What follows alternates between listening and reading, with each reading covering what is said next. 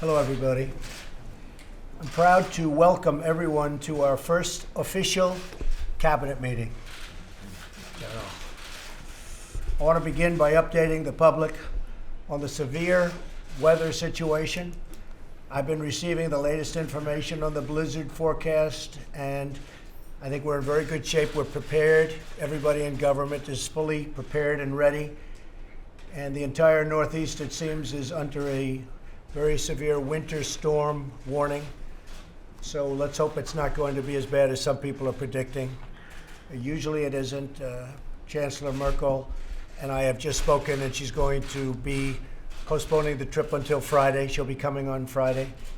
And we look forward to that. That'll be a very good visit. I've spoken with my Homeland Security advisor, who has spoken with the acting FEMA administrator and instructed him to make certain that the federal government is ready to provide assistance to the states that need federal help. FEMA and the federal government are ready to assist. They are literally waiting by the phones and ready to go. Everyone should listen to their state and local officials who will be providing regular storm updates. Take that advice very seriously. This cabinet is here to serve and protect the American people, and that's what we're doing, even more so than anybody would understand.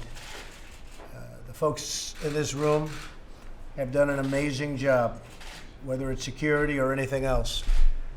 I want to thank General Mattis. I want to thank, who's now Secretary Mattis. I want to thank General Kelly, who's now Secretary Kelly. They've done outstanding work. You see what's happening. All you have to do is just watch. Big difference. Unfortunately, not all of our cabinet members could join us. We have 4 empty seats, which is a terrible thing, because the Senate Democrats are continuing to obstruct the confirmation of our nominees for the Department of Labor, the Department of Agriculture, the Director of National Intelligence, and the United States Trade Representative, somebody I want very badly. We're in the midst of getting going, Wilbur, and they won't approve somebody who's highly qualified, and everybody understands that. The main victim of this very partisan obstruction is the American public. Yet in spite of all of this, we've assembled a great team and already made historic progress in delivering results. We're rolling back job-crushing regulations at a faster clip than ever before, by far.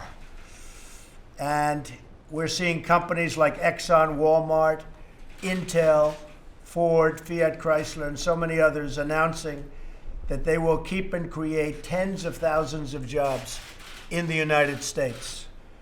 Many, many companies are not moving now, which normally they would have been out of here a long time ago. They're not moving because they understand there are going to be consequences. If they move, that's fine, but there will be consequences. It's not going to be so easy. They're not going to fire our people and move and think they're going to ship their jobs back here, and we won't be doing anything about it. The first 2 job reports that have come out since my inauguration, we've already added nearly 500,000 new jobs. Right after this meeting, we'll be signing a new executive order to begin the process of reorganizing the executive branch to make it less wasteful and more productive.